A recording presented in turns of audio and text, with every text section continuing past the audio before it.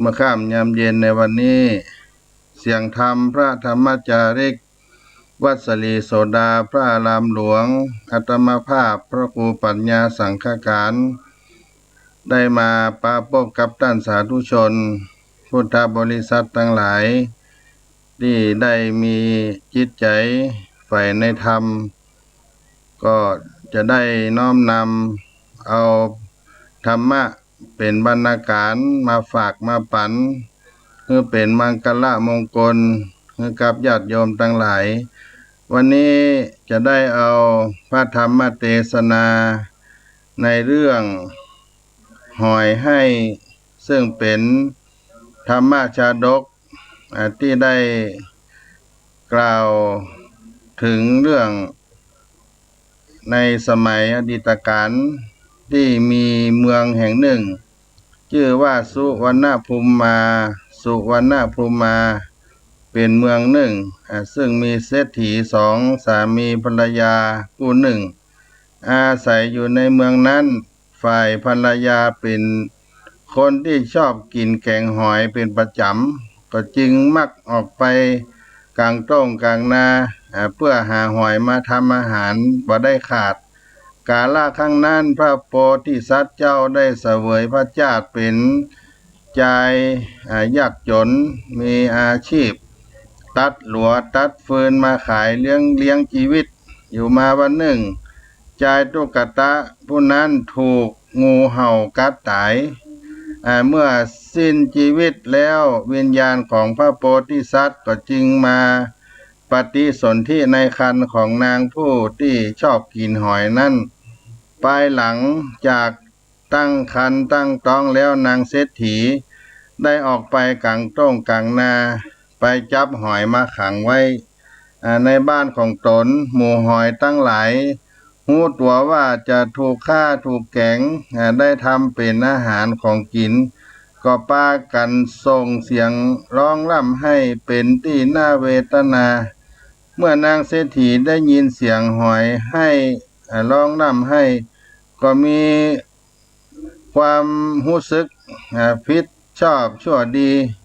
แล้วก็เกิดความกลัวในบาปและก็เลิกฆ่าหอยตั้งแต่นั้นเป็นต้นมาฝ่ายพระโพธิสัตว์เจ้าซึ่งถือเอากำเนิดในท้องในครรภ์ของนางเศรษฐีเมื่อครบกำหนดแล้วได้คลอดออกมาสองสามีภรรยาก็ฮื้อการเลี้ยงดูเป็นอย่างดีเมื่อเติบใหญ่ขึ้นมาก็เป็นผู้มีจิตใจใฝ่ในธรรมะและก็ได้สั่งสอนพ่อแม่ตนให้มันกุงรักษาศีลกินทานบ่ได้ขาดนี่เป็นเรื่องราวของหอยให้หรือว่าสุวรรณภูมิมาเป็นธรรมชาดกนำมาฝากมาปันกับพี่น้องศรัทธาสาธุชนในเมื่อค่ำยามเย็นวันนี้ก็ขอเชิญได้สดับรับฟังและก่อนที่จะได้รับฟังธรรมะก็ขอเชิญได้บูชาพระรัตนตรัยพระแก้วเจ้าทั้งสามโดยพร้อมเพียงกันณโอกาสนี้อิมินาสกาเลนะพุทธังอภิปูชญามาอิมินาสกาเลนะธัมมังอภิปูชญามาอิมินาสกาเลนะสังฆังอภิปูชญามาอิมินาสกาเลนะสังฆังอภิปูชญามาอะระหังสัมมาสัมพุทโธภควาพุทธังภควันตังอภิวาเทมิสวากขาโตภควตาธัมโมธัมมังนะมัสสามิสุปฏิปันโนภควโตสาวกสังโฆสังฆังนะมามิ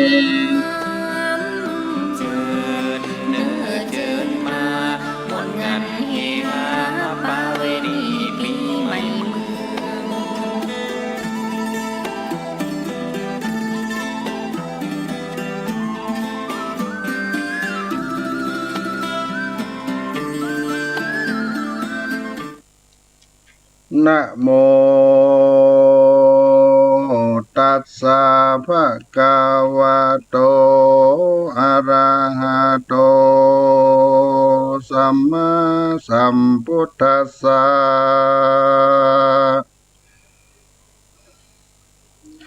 พุทธันจะธัมมันจะสังฆันจะลัตตนัตตายังอะหังวันตามิสัพพตา ขะมันโตเมสาทะโวโดราสาปุริสาทั้งหลายนิยายห้องนี้จากกล่าวจี้แก้ไขยังธรรมะดวงใสเกลือเก่าจักไข่แต่เก้าเมินมาในอาติตากาละนานนักแก่ล่วงแล้วมาแต่ไปหลังอันสืบมาตั้งแต่เก้าเมื่อพระเจ้าตนครูตนสัพปัญโยชื่อว่าวิปัสสิภามุนีเทศนาธรรมสั่งสอนโลกคำโอคาวสงสารถึงนิพพานแก้วกูเป็นนายกะนำหมู่สัตว์และคนฝูงปุถุชนน้อยใหญ่โจกจมฝั่งไอสมปันอาติตาการเมินมากคนและเทวดาอยู่เฝ้าหากปูจา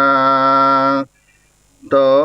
นพระพุทธาอยู่เปล่าเมื่อตนเจ้ายังโพดสงสารเหิงเหมือนนานจะลำนานนักพระมติตายามนั้นมีราชาเมืองใหญ่ฝูงหมู่คนอาศัยอยู่ยินดีไพราชบ้านคนมีโจหลายหลากคนอยู่มากวงลายคนปันปวงยายน้อยใหญ่จุโพไฟยินจมหากเป็นเมืองอุดมสุขมวลมากฝูงหมู่ไพราชสุขหลายอยู่สุขสบายเตี้ยงเต้าจูเมื่อเจ้าแรงงายบ่มีอันตรายมาคอนขิงเป็นเมืองมิ่งอุดมสุขเกษมมากนักก็มีแลอาทะเศรษฐีจาภลิญาจากามะนิเวสนังเตทานเตในกาลยามนานยังมีเศรษฐีผู้บาปไปและนางเตรียมใจตนเมียมีใจวนเวกรรมเศร้าพร้อมโดยลูกเต้ายิงใจอยู่เตรียมใจกับพ่อแม่บ่ได้พายแผ่นนาไปอยู่ในสวนสองกาไว้เสียทีเกิดบ่ดีเถียวถูกตั้งพ่อแม่ลูกวงใหญ่เขามีใจตั้งเดียวเอากันกลมเกี่ยวบิดเบี่ยงใจค่อนเงียงงอคอในจิตใจคอบอดถูกต่างพ่อแม่และลูกครวญในหากมีใจกันจุโพเมื่อนั้นย่าเศรษฐีบับใบมันเดือดไม่ปาลาเนี่ยมาฟังธรรมพระพุทธเจ้าที่แท้ใจบาปเศร้านักหนาส่วนว่าพ่อเศรษฐีเก่าใจคดเข้าฟังธรรมจริงรู้หลายอันหลายจ้องรู้แจ้งป่องในธรรมยามกลางคืนดำเดึกมากเศรษฐีหากดานอนก็มีแลรัติญาในกลางคืนนั้นและลุ่งสายฟ้าพุ่งลุ่งเรืองรายถึงย้ำพวายส่องแจงย่าเศรษฐีก็แต่งไปหามันกำเอาถงปลาหอยบาแล้วเอวล่ากลางนาซะงมปูป่าซาใสมันบ่ละอายต่อบาปมันกลัวกำหึกบ่กลัวกำหาบยือหึกนา เป็นกรรมปาลาตัวก็จะลาแก่เท่าเอวงมงัวเศร้าซอกตามสลอกเงื่อมหูเอามือจกโดไปผาควายแปงตาใสงมหอยน้อยใหญ่เล็งพอควายไปมาเท่าหนังจาใจบาปเท่ากาบงาบอเวจีเท่าหัวยีศอกกอกเอวซอซอกเก็บเอาหอยอยู่ไก่จอยวอยสอดไส้กันเก็บได้เต็มทงเท่าหลังกงจิงไหวนากับคืนกว่าเรือนมันเยอะงานกลมพอด้วยใจหม้อพงพางรีบเอามาขังใส่หม้อแล้วเอาฝามาปิดก่อขังดีกว่าหอยนีกว่าจอยเอาพระตีต่อยก้นหอยตวงไว้เป็นกองเหนือฟากเนี่ยละลบละหลากเนื้อลายหอยมีหมากไม้เป็นหมู่อันกบกองอยู่บนฟากร้องออกปากวายวายวาตายว่าตายเป็นหมู่เจ็บเสบไม่วู้ตั้งตัวเป็นตุกโขยิ่งล้ำอัญญาเศรษฐีมาคำเขือกกกกลตุกยิ่งโล้นดาดายญาผีพรายสั่งมาใจบาปมาเต็กขนาบเข็นคาฮือความนาสู่มรณาฝูงหอยนาอยู่ในน้ำตกมาซ้ำถมทองน้ำตานองสาใสจิงเก่าไว้วอนวานขอว่าโอ้ยนอว่าโอ้ยนอแม่เศรษฐีเป็นเจ้าตู่คานีเล่าอยู่ในนาบ่อปองได้มาพิษกับภัยจักเตียวไปตั้งใดก็ยินยากเท่าเต้าเอานาผากทะเลดินเป็นอาจินบ่ขาดเอาก้นจีฝากฟ้าเอานาทะเลดินอาหารการกินก็ลำบากกินแต่ซากไข่ดินตั้งซากเน่าใบไม้และหญ้าเน่าบ่ได้มัวเมาแอวล่าซ้อสอดกว่ากินของคนจิตบ่เวบนตั้งบาปกราเต้าเอาคนจีฟ้านาทะเลดินก็หันยินมีแต่หมู่หอยบัดนี้แม่เศรษฐีป้อยบ่เอ็นโดสั่งบ่โมดโตหมู่คาน้อยสัตว์อันเป็นหอยนี่เล่าจามบัดนี้ก็ยังมาเอาแกงกินพอดูตีนก็หาบ่ได้ตกยากไรเมื่อยามเตียวแม่นดังเลือผู้ขามีตีนก็จักเอากันเล่นหนีบินป้ายกว่าเหตุพยา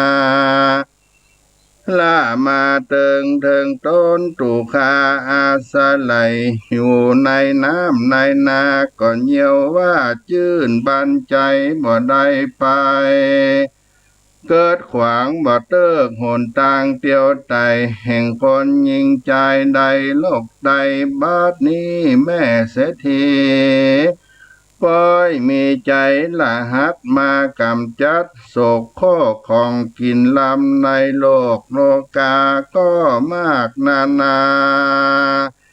ลวงลายพระแผ่บ่มี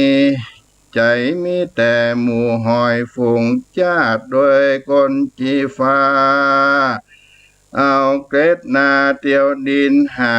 อาหารดียินลำบากก็มวลมากลวงลายบ่มีบ่ใจมีแต่หอยดำเต้าอีและแม่เศรษฐีเฮยตาในกาละยามนั้นแม่เศรษฐีซ้ำมาเล่งด่าเก็บเอาหอยมาแก่งกินกับเขาว่าน้ำหอยนี่เล่านาหวาน กินก็มาน้ำลายมากล้นคนซ้อมสู้เลือดลายซ้ำเอาซ้ำมาเอากันกินเลี้ยงตังมวลและเลอดูกาลาจุมหอยเหล่ามวลหมู่อันยังอยู่ในแผ่นน้ำวันนี้เราพัมจากตายชีวิตเลี้ยงวำเสียงวำวายวินาศดับจิตขาดเมื่อมอนเราหมู่หอยจอนดำกำเศร้าอันขังอยู่ในเล้ามอดินตกขะเมาวินหา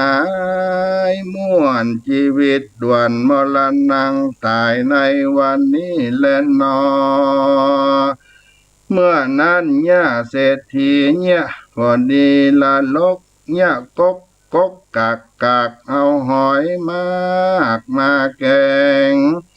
เมื่อยามแรงไก่ข้ามนางเลียวร่ำเหลือแรงรีบมาแกงหอยรีบแต่งดากอยตำน้ำพริกและเกลือดังไฟลุกไม่เหลือ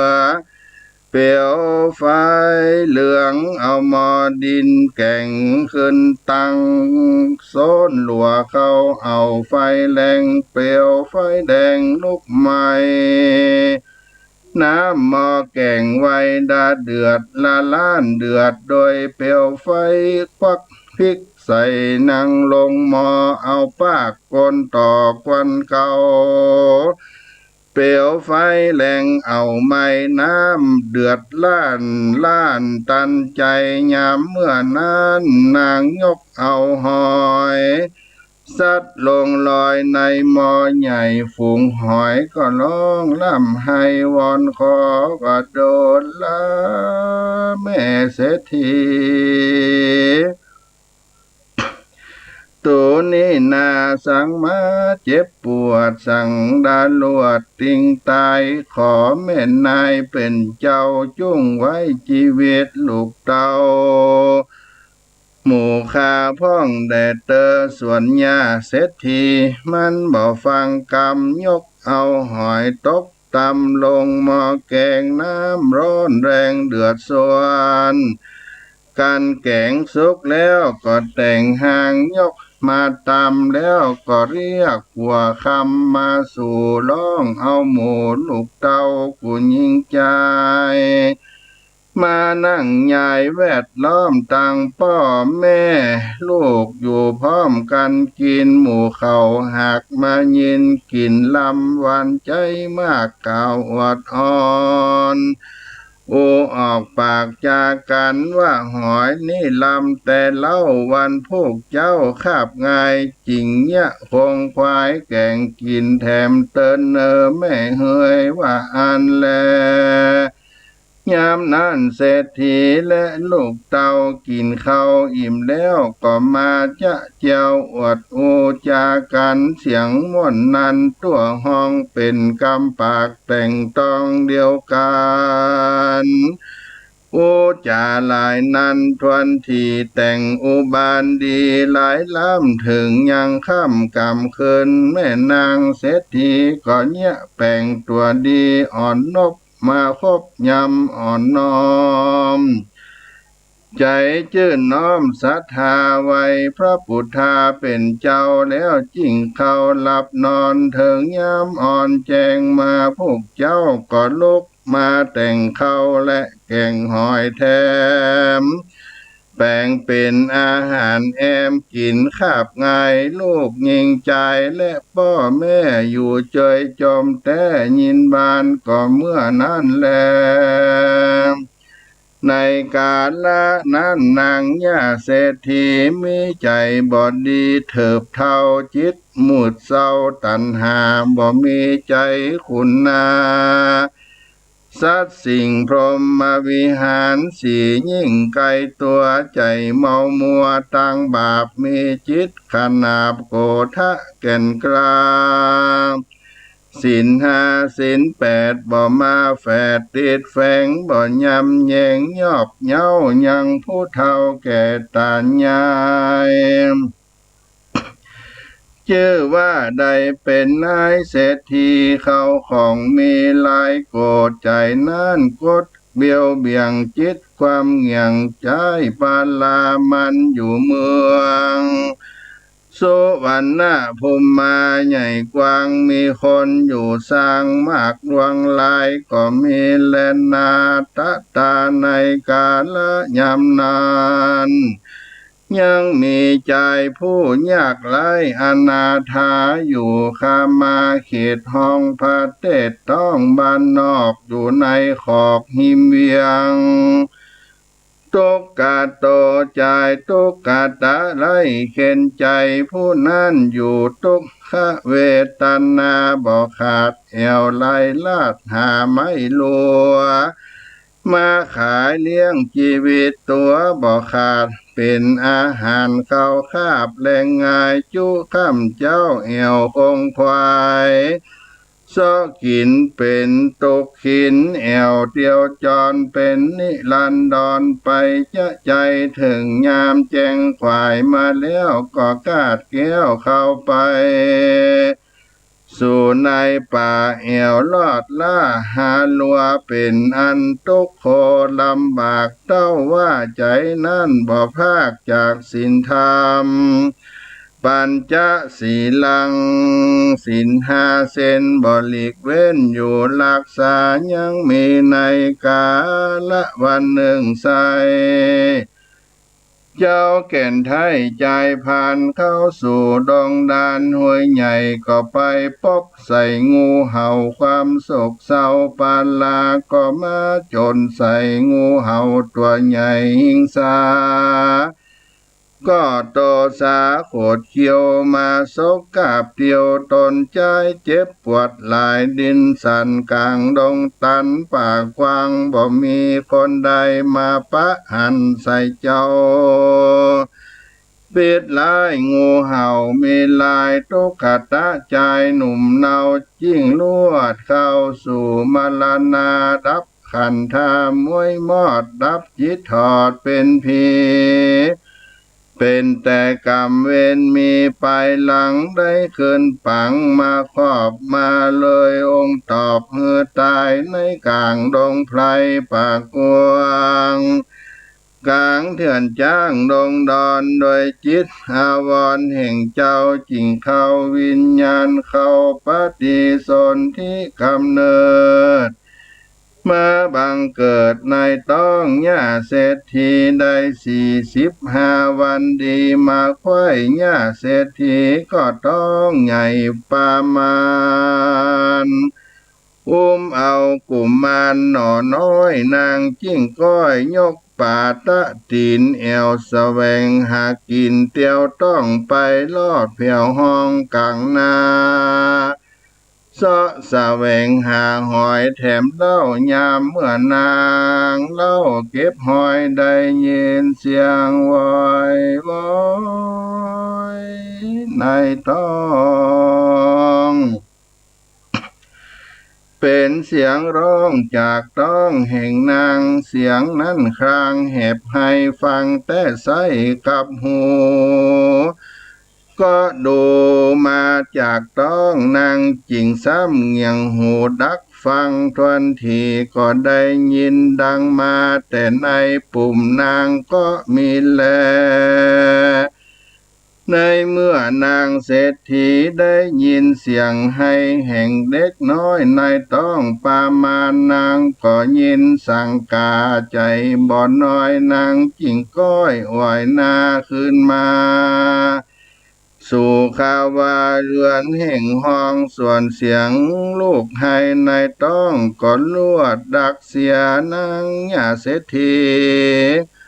การมาลอดแผ่วเรือนมันก็จะเสียงนั้นกล่าวต้านแก่เจ้าบ้านคนเรือนว่าแจเจียนไปไหนเสียจ้าบ่อยู่นางจริงไปเอาหมอต่อมมาปากบินบองปองมาขังยังหอยนาฝูงใหญ่อันนางเก็บได้นำมา ยามเมื่อตาวันแดดไม่ร้อนแต่ใสหนักหนายามนั้นหมู่หอยก็มาร้องร่ำไห้ออกปากไว้เป็นกำคนว่าหมู่เรามาจนตาอยู่กังกาหมอใหญ่วันนี้พร่ำใดจักตายนอนเก่งหงายเสียงขาดย้อนหญ้าผีพรายบาปเปียงเป็ดเนี่ยดังเพศแต่งซ้ำยับมาขังไว้ในมอตั้งไว้ต่อกังจานมายินผ่านใจลำบากกันบ่วันนี้ก็วันพวกหมู่เฮาจากถูกเอาแกงกันบ่ยามแรงก็ยามคำ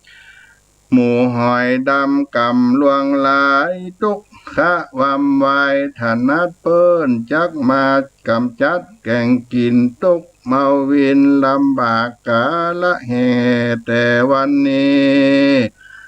เราจากตายหนีปัดภาคเอาตัวจากหนีกันอาโห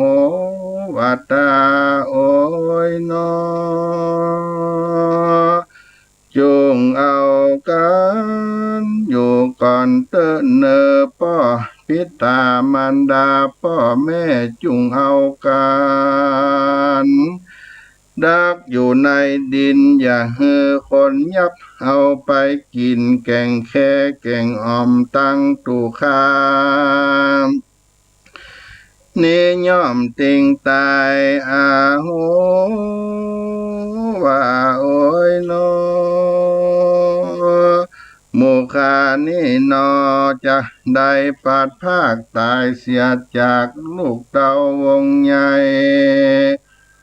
จักได้ตายปัดภาคเสียยังฝูงหอยตัวมอยดำกำเศร้า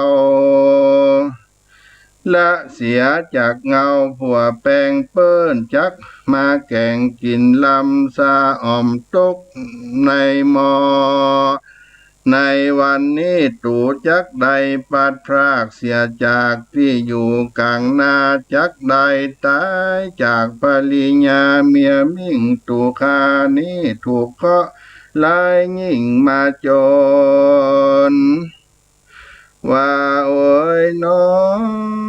ได้เกิดมาเป็นหอยดำมวนกำเศร้าเปิ้นก็มามัวเมาพระมาทยับออกจากภาคบวกน้ำอันเกยสอนซ้ำเอี่ยวไปมาได้มาพรากปีตามารดาพ่อแม่ตูข้าเป็นสัตว์บ่มีตีนเอากันอยู่ในดินในน้ำทุกยิ่งล้ำบ่เหมือนไผ่ไต่ดวงใสแผ่นฟ้าทุกหนักหนาก็คือหอยบ่มีตีนมือปากอา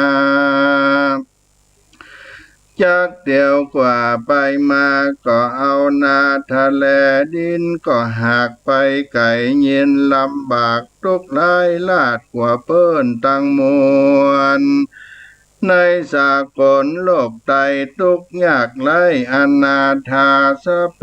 สตาดุราฝุ่งหมู่โจมเดียวอันกลมเกี่ยวอยู่ในน้ำข้าขอสั่งอำลาตั้งปูปาตั้งแมงดาแหกวงเหนียวเหนียวฝูงอันเคยเป็นเสี่ยวสหายตั้งกบขาลายและเขียดน้อยจุ่งเอากันก้อยดักอยู่ลักหาแม่พูดคู่อยู่ในหูว่าเฮือคนมาจกอยู่อย่าเฮือคนมาจกอยู่ยับเอาไปเตอะเนอดูราสหายตั้งหลายเฮ้ยวันนี้นานเลยสั่งมาร้อนร้ายตุกแสบไม่เลือหลายเหตุพยะอันใหญ่มาตกใส่ฝุ่งลาหอยนี่นาล้อมถนัดบ่ได้ไปลักของไผ่บ่ได้พิษกับผู้ใดคนอื่นเต้าอยู่สะลื่นในนอง เอาตัวป๋องในดินหาอาหารกินเลี้ยงไส้ก็กินแต่ใบไม้อันเน่าและมูลไข่เก่าแก้มดินชีวิตอินทรีย์ได้เลี้ยงปากบ่มีผู้ใดมาอุปถากลุมลาเอากันเอวหาสอดไส้ตามที่ใดมีมาบ่ได้ข้ามขาเปลี่ยนโตดฝูงหอยสดอยู่ตามธรรมหากินยามแลงจูมือบ่ใจว่าคนมาแลกเสือเอามายื่นเฮือปั่นกินได้กันว่าหั่นหอยลายตัวหมนก็ป้อยว่าไข่คาแกงสั่งบ่ยำแยงมาลาบซาคนบาปกลาอาธรรมสังบอกว่าเวรกรรมตอบสายมาครอบค่ายคืนตนและเลอสัพเปมนุษสาโดราคนต่างหลายน้อยใหญ่แม้นผู้ใดได้เอาตู่คาใดพรากนาเสียจากกันตัวไผมานจริงใดกึดดูหือที่หมู่ตู่คานี้บ่ได้พิษภัยคนใดยังมีใจมาล่วงเกินกว่าบ่อินดูข้าหมูหอยดำอันมีเป็ดมอยดำกำเศร้าป้อยมาผูกเอากำประมาทเอามีดพระมาปาดก้นแหลมหวังเอาแก่งแค่ดังอันคนฝูงนั้นและนาจักมีอายุบ่ตีคาหมิ่นสันจักใดดินวำวายเฮือใดเอาตัวตายนี่จากใดปราดภาคเสียกันตั้งฝูงปงปันพี่น้องตั้งเปื้อนป้องสหายคำตั้งลำนำเปื้อนป้องภาคจากห้องเอาอามือภาคเสียยังปิดตามารดาพ่อแม่ตั้งเชื้อชาติแก่เมืองมูลได้พรากจากข้าโกนเดียวได้เฮือพรากเสียยังจุมหมู่อันเคยอยู่ร่วมกันมาปัดพรากสหายมิตรเสี่ยวเฮือได้อยู่เปียวเองได้เฮือได้พรากจากเสียยังยิงใจลูกเต่าเฮือได้พรากเสียยังกู้อันเคยอยู่ผัวเมียเฮือได้พรากเสียยังเชื้อเผ่าอันเป็นเก้าเงาวงศากนาญาติเฮือใดขาดตามติดแม่นว่าจับที่ไหนก็พิษติดไหนก็เฮือหายกว่าจอยเพราะเหตุใดเอาหอยดำมีมนกำกี้ภาคจากเสียกันไปเหมือนป่ายเฟยใบ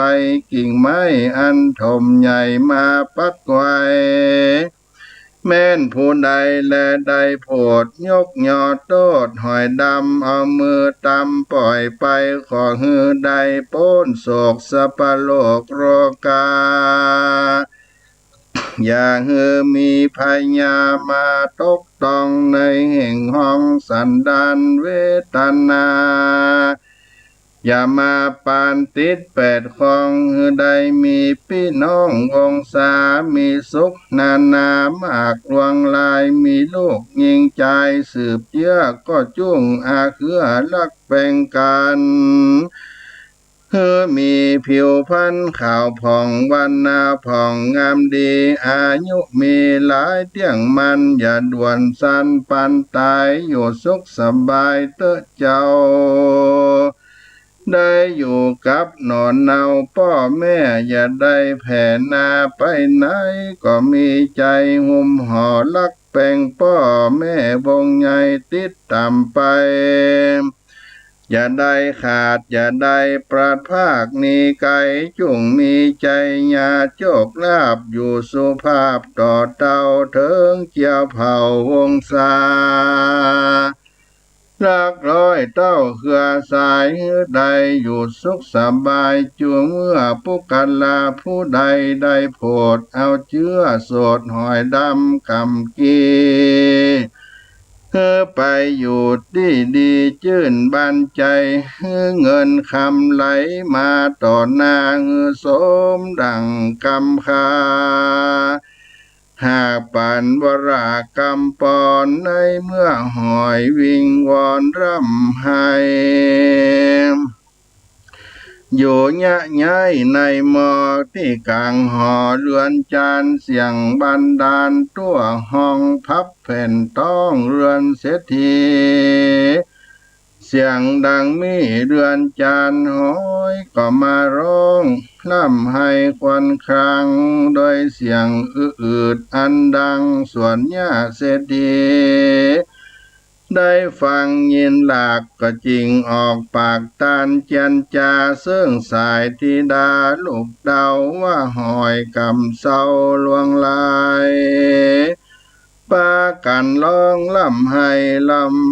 ละหุยให้อยู่ในมออันแม่หักขังจักเป็นเสียงสั่งมึงจุ่งไปพอและนาลูกนางจิงมีใจหม้อฟังกรรมจิงไปดูหอยดำกำเศร้าแล้วจะบอกเล่าตามกรรมมีว่าข้าบ่มีกรรมจุลายว่าหอยหมู่นี้จ้างร้องล่ำให้เหมือนคนดังเลอมาเวบนจ้าปากคายินหลากอัศจรรย์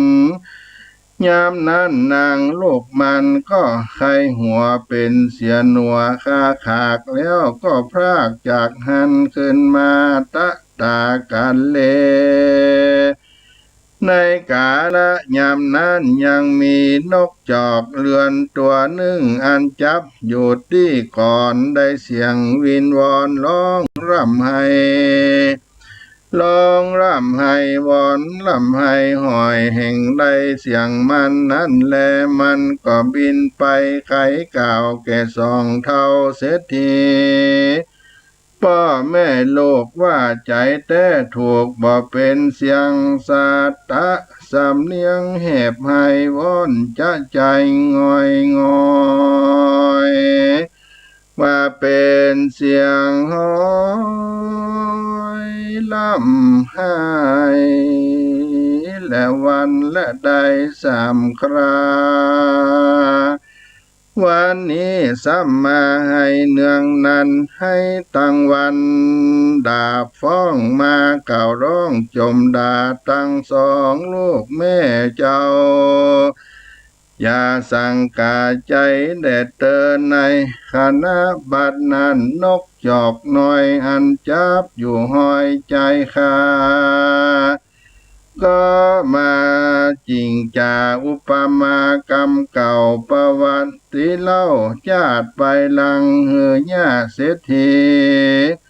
ได้ฟังทวนถูกเฮือนางสองแม่ลูกจุงฟังทะลาปุเปจาตังอาหังจาราชาตาตาในกาละเมื่อก่อนบ่มีผ่อนไกลกาคาใดเกิดมาเป็นพระญาเสวยราชนั่งภาษาทกินเมืองเตจะเรื่องภาพเงาเข้าน้ำหมากลวงลายได้ภาพซ้ำสุกไปเมื่อนั้นยังมีในวันหนึ่งข้าก็ได้ปากตานจาไข่จำเฮือนางสาวไปเก็บเอาหอยมาแกงอ่อมมีตังหอยมอมและหอยตองเก็บใส่ซองสาใหญ่ปากีบปากีบข้างขึ้นมาสู่ขาวาเลื่อนไผ่มันรีบดายันเฝ้าฟังอันเป็นอันกัดกังแก้นแกงหอยเสียงวอยวอยร้องร่ำให้ปากตานจากันสุกแล้วหากดาบปงลงคนปันปวงสะสู่แกงหอยแต่งข้างเข้ามาดากินไผก็ยินดีมวลมากเลี้ยงกันหากเสียงนั้นเต็มลงกันเสียงมีกอง ดังทุกห้องในหอด้วยมนต์ปอหมดหมอดบาปัดเมียนขอดกินเสียงกลางเล่นกันสนุกนันม่วนต่อเต้าเสียงทวนตังวันกันพัญญาจุติตายกลากลาดดับจิตขาดตายไปก็ได้มาเกิดกำเนิดเป็นนกจอกเรือนตัวน้อยมาจับอยู่ห้อยใจคากันมรณาตายไป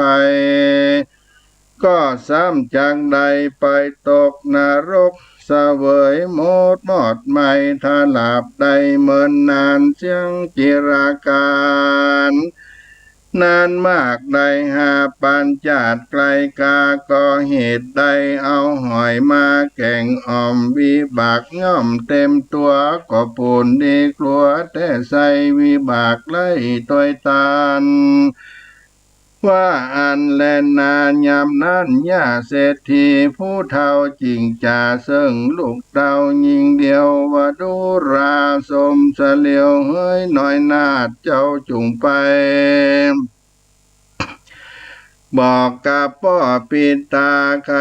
ขี้ยาบอกกล่าวแก่ตนพ่อเจ้าเด็ดเตอะทัดนั้นนางลูกยิงเดียวใจหม้อก็รีบเมื่อบอกต่อพ่อปิตาว่าโดราพ่อเป็นเจ้าดังทาลูกเต่าได้ยินมายังมีสักขุนนานกจอกมันก็มาเก่าบอกข่าวสารว่าจุมหอยในนา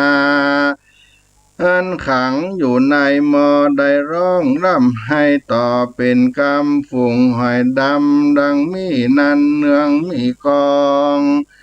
เสียงให้ล่ำร้องเสียงเดือดไม่ในเดือนเสียงเก่าร้องเหมือนดังเสียงคนดังเววนกุ้มกว่าถึงลอดฟ้าไปบนลอดเดรนตัวตวัดติงสาธาราบมัญญาตุสิตาถึงนิมานาลาติลอดห้องปรานิมิตาวะสดสดีจูจอดต่อเต้ารอดจักรวาลเสียงบันดังกองเกิดเสียงร้องเดือดจมซ้ำพับลอดคำไปไกลแผ่วลอดไตอเวจีพูนก็มีแลเมื่อปู่เศรษฐีได้ยินคำทวนถูกอันนางลูกเต่ามาจาส่วนปิตาตนปอจริงเก่าต่อลูกยิงเดียวว่าดูราสมเฉลียวเฮ้ยหนุ่มน้อยกูพ่อก็บอกเชื่อถอยคำจาดังคำลูกมาบอกกล่าวว่าลอยว่าเป็นข้าวเคลื่อนใหญ่เป็นแม่นเป็นกำไพกูบอกว่าอันนี้หากเป็นกำจาแห่งสกุลนานกจอกเดือนมาว่าโกนนินนาบอดเชื่อแล้วเท้าอาเครือปู่เศรษฐีย้อยแย้มไข่หัวดีเป็นว่าจีออกปากเฮ้อเฮ้อเฮ้อเฮ้อเสียงอันดังมากนางแลนตาตากาละยามนั้นยังมีสุนัขขามาน้อยตัวหนึ่งมีแต่ก่อนเมินมามันก็อยู่กามเศรษฐีบอกพรากจริงมาตานปากกำจาว่าตาตะโดราปิตาเฮ้ยพ่อเศรษฐีเป็นเจ้า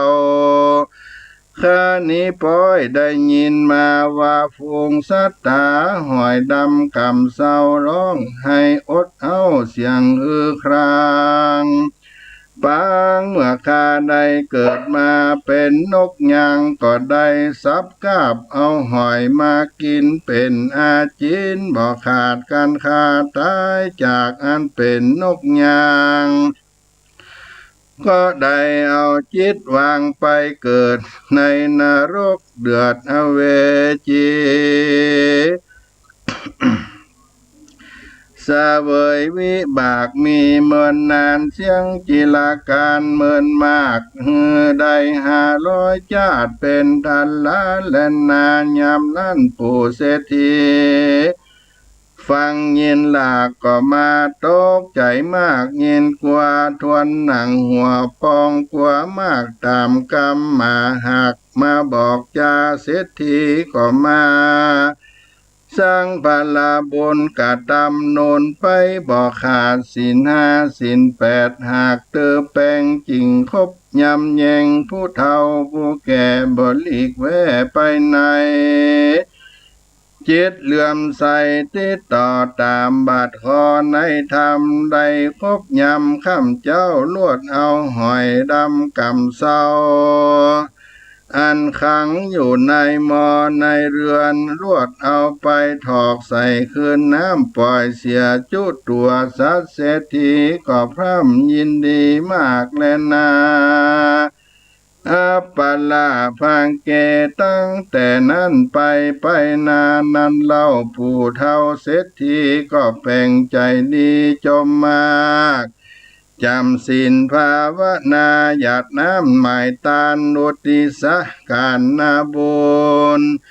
ย่อมือตนตั้งเกล่าวจุข้ามเจ้าย่อตานก็มีจุเมื่อแลนาเบื้องหน้าตั้งแต่นั้นไปนาเป็นแต่นาบนแห่งพุทธังโกนมากำโจนนบ่พรากได้เสวยกรรมวิบากมาสยองตอบเติง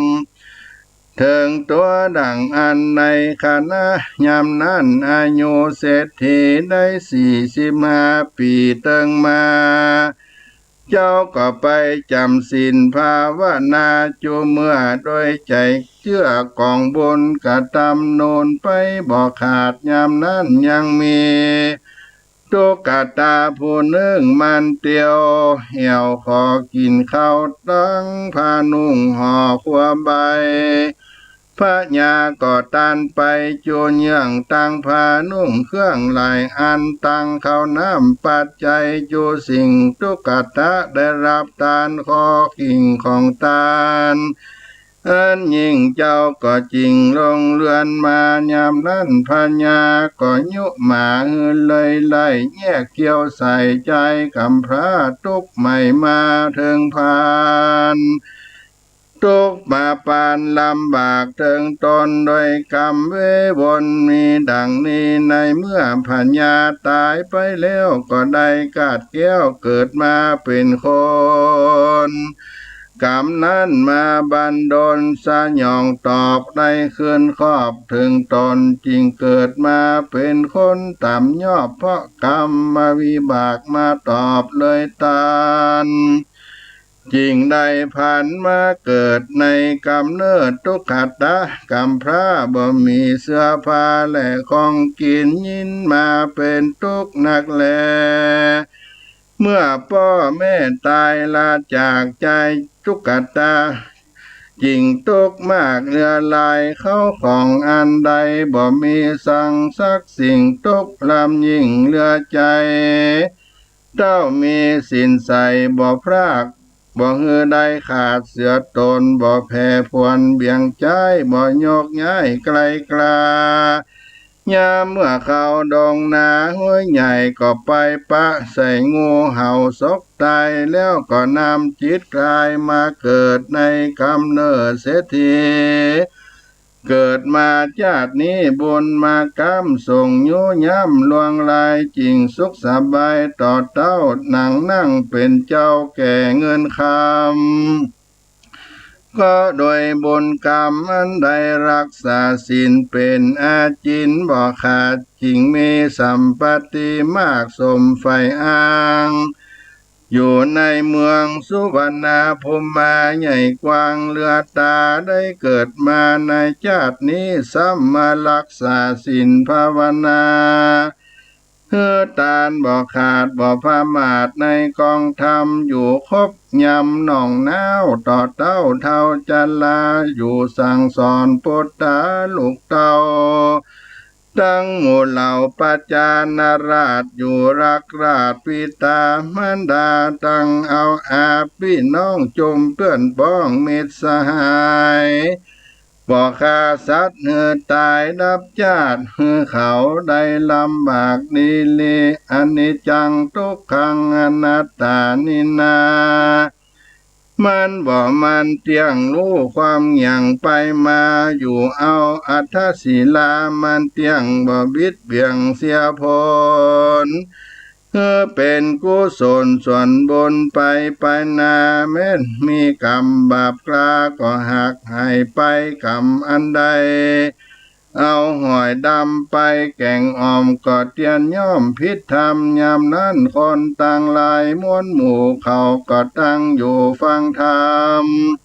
เอากันคบยำแยงอ่อนน้อมโดยใจชื่นพร้อมศรัทธาก็จริงจวนกันเมตตาภาวนา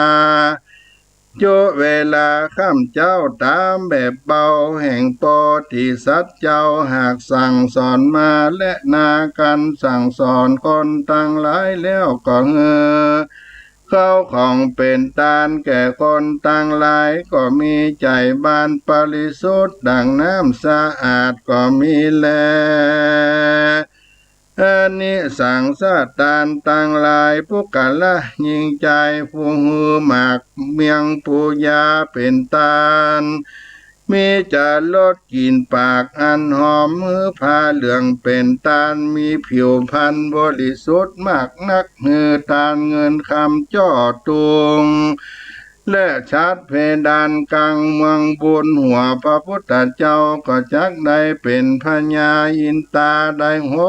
660ชาติแล้วก็ได้เกิดมาเป็นพระญาจักรวรรดิราชราชามหากษัตราตนใหญ่จังได้ภาพไหวพระเทศราชบ้านน้อยใหญ่เมืองต่างหลายอานิสงส์นี้มากวังลวงลายและนาได้ตานปิมปาสาลูกเจ้าจากใดเป็นอรหันตาตนหนึ่งและนาได้ตานน้ำเพิงน้ำอ้อยจักมีหัวใจบริสุทธิ์เสียงก็ม่วนเพราะจาหวานแดงตานน้ำสวยนาน้ำบริโภคเป็นตานจักตนเนื้อตนมีเนื้อตนขาวดังเทวดานั้นแลปางการหนึ่งใดภาวนาว่าพุทโธธัมโมสังโฆอันหนึ่งยิ่งกว่าได้สร้างเจติยกุฎีวิหารบุญอันใดได้มาด้วยกายวาจีมโนตวันนั้นพระพุทธเจ้ายกศรัทธาลูกนั้นออกมาว่าเหตุเป็นขุมคำมันประเสริฐมากนักหากผู้กลาผู้ใดมาลุคุบยิงเอาก็บ่ได้แลยามเมื่อเศรษฐีมหาโพธิสัตว์เจ้ายกเอาของมาเป็นตานเปรียบเทียมจาแก่คนต่างหลายแล้วก็ตานรักษาศีลเมตตาภาวนาบ่ขาดกำตนสร้างวันก็จุดตายจากเมืองคนก็เอาตนเมื่อเกิดในจันทร์ฟ้าเลิศเมืองสวรรค์ก็มีวันนั้นแลนาดุราคนยิ่งใจตั้งหลายน้อยใหญ่หนุ่มเท่าอย่ามีใจโศกเศร้าปาลาในตัณหากิเลสมีจิตเจตนาจวนกันจำศีลภาวนาไปจุข้ามเจ้าก็เที่ยงจักใดเข้าสู่เวียงเกี่ยวยอดมหาเนลาปานก็มีวันนั้นแลนาเนติตากิญาสังวันนาวิเศษจากห้องเหตุนิตานาจะดกหอยให้ก็บังกมสมเด็จเสด็จสาธุสาธุสาธุวันนี้อาตมาภาพพระครูปัญญาสังฆการ